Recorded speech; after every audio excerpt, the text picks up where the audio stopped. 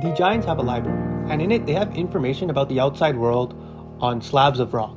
In one of these rocks is the tail of the first leader of the Giants. To the naked eye, the slabs are flat and smooth, similar to a mirror, but the Giants have the ability to use heat vision and are able to see the small shards of metal embedded within the surface, which allows them to read the information on the slabs themselves.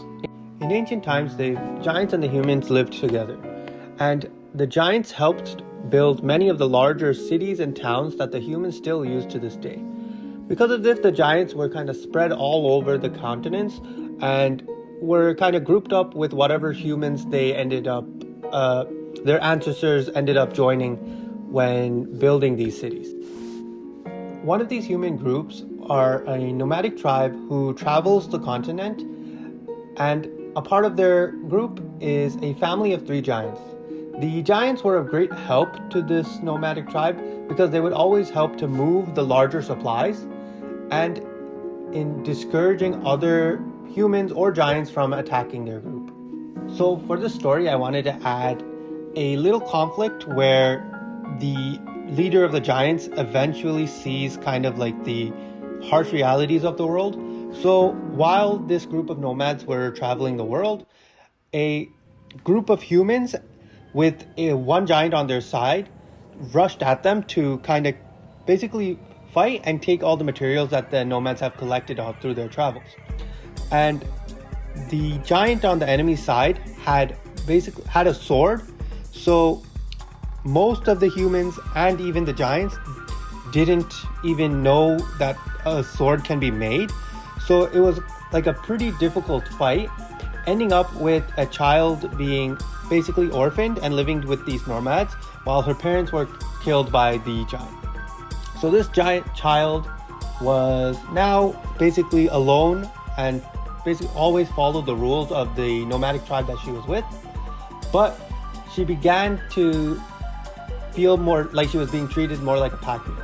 And she slowly grew resentment against all humans. So not only the humans she was with, but even the humans that kind of ran away from the enemy humans who ran away when the enemy giant fell.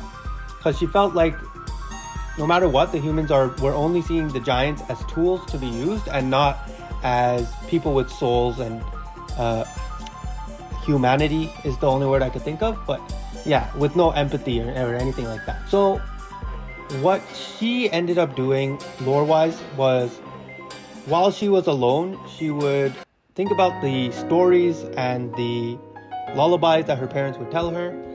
And most of these stories are about these giants who can emit a fog, and using the stories, she was able to basically figure out and learn how to emit the fog through her body on her own.